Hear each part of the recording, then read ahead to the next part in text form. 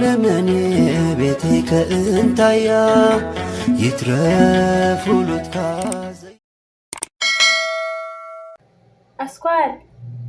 أسكوال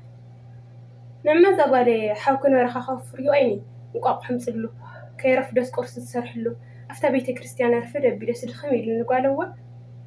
نعي نعغل طفالي كي حاوك خير خدنا ورخا خفر يويني تقالوا واسريس نحلكي نعي لا هي خدك سما نعم زغالي كنو خسطحت بلانو نعي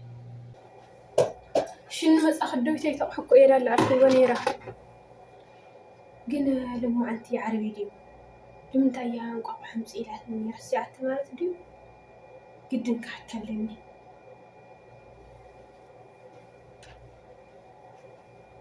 الدويتي لما أنتكو عربي يرسي أخي يدخي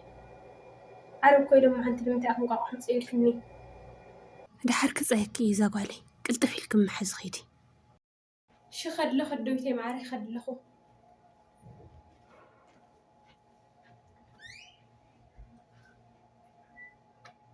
ساري خلو رزا قالي يعبي خي مرة أدخلي مبعيتان حتى خم لسالكس بزي كفلوا مو معنتاي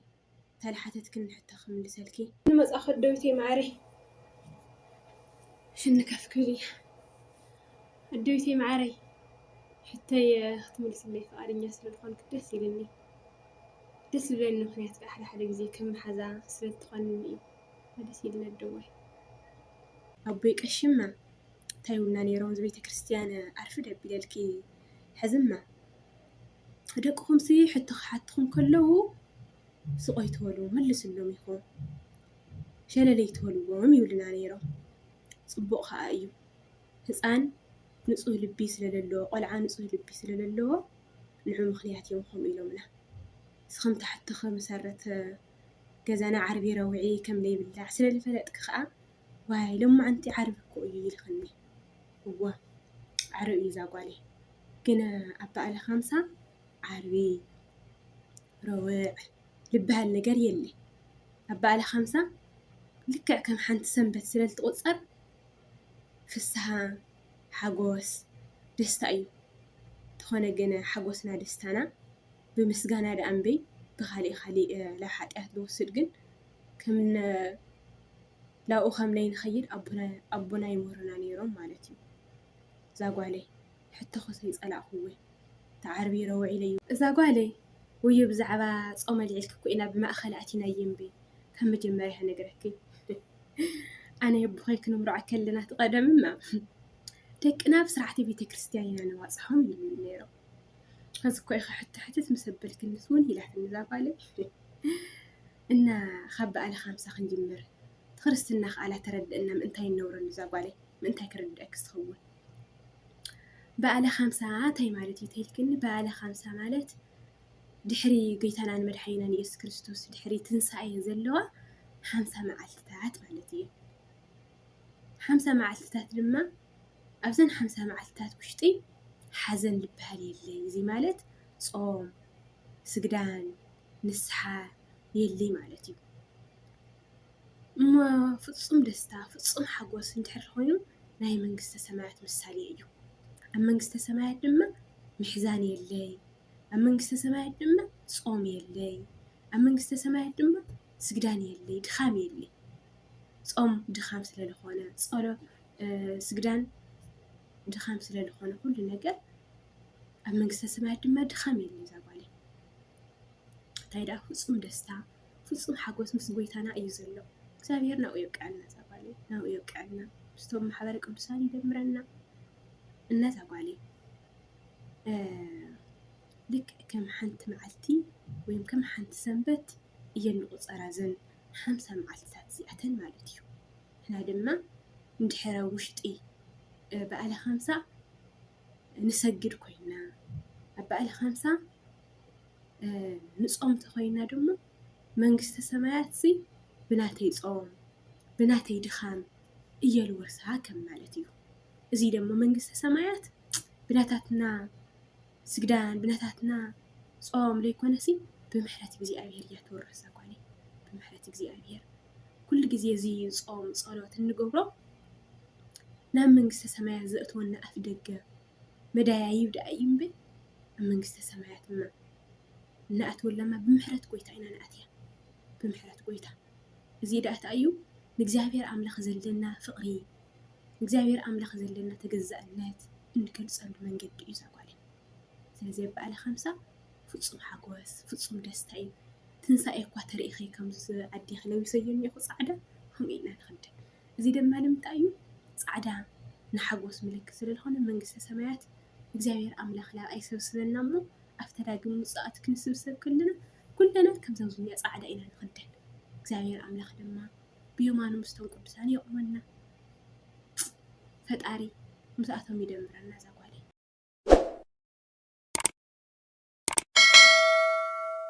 ኣደዊተይ ግን እኮ ንስሃሲ የለይ ኣብ በዓለ ኸምሳ ትብል ነርኪ ግን እኮ ኣቦይ ምሸት ክምህረና ከሎ ንስሃሲ ኩሉ ግዜ ኢልውሰድ ሓጢኣተው ዝገበርካዮ ይብለና ነይሩ ኣብ በዓለ ኸምሳ ሓጢኣተይ ንገብር ማለት ድዩ ከመይ ማለት እዩ ኣደዊተይ ኣይ ዛጓለይ ደስ እንዳበለኒ እዩ ኣብ ግዜ በዓለ ኸምሳ ከዓ ንስሃ ዘይንወስደሉ ምኽንያት ከዓ ርኢ ከለኸ ዛጓለይ ኣብ ግዜ ንእስነትኪ ኣባት ንስሃ ተዘይትሕዚ ነርኪ ኣብ በዓለ ኸምሳ ንስሃ ኣይውሰዲ ትትበሃሎ ንምንታይ ኢልከ ምጠየቕኪ ነርኪ ሕዚ ስለዚ ድማ ንስሃ ስለዝሓስኪ ደሞ ኣባት ነብሲ ስለዘለውኺ ኩሉ ግዜ ዛጓለይ ንሕና ደቂ ሰባት ካብ ሓጢኣት ምግባር ዓዲ ስለዘይንውዕል ኩሉ ግዜ ንስሃ የድልየና ኣብዚ ደሞ በዓለ ኸምሳ ደሞ ንስሃ የለን ንስሃ ክትወስድ ተኾይንካ ግድን ጾም ጸሎት ስግዳን ኣለዎ ኣብ በዓለ ኸምሳ ድማ ጾምና ስግዳን ስለዘየለ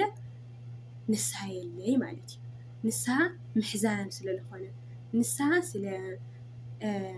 ዝገበርካዮ ሓጢኣት እንዳተፀፀትካ ናብ እግዚኣብሔር ምልማን ስለዝኾነ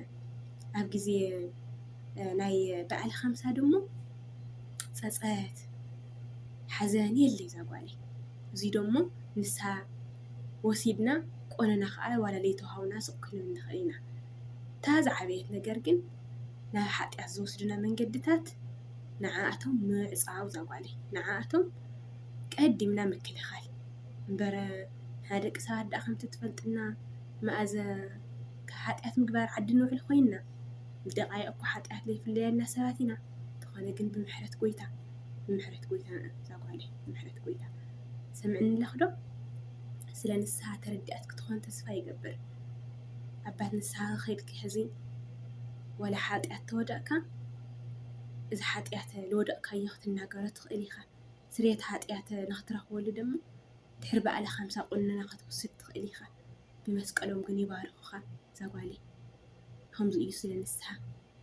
ኣብ በዓለ ኸምሳ ዘሎ ናይ ንስሃ ጉዳይ ብኸምዚ እዩ ዛጓለይ ኣደዊተይ ማዕረይ ደስ ይብልኒ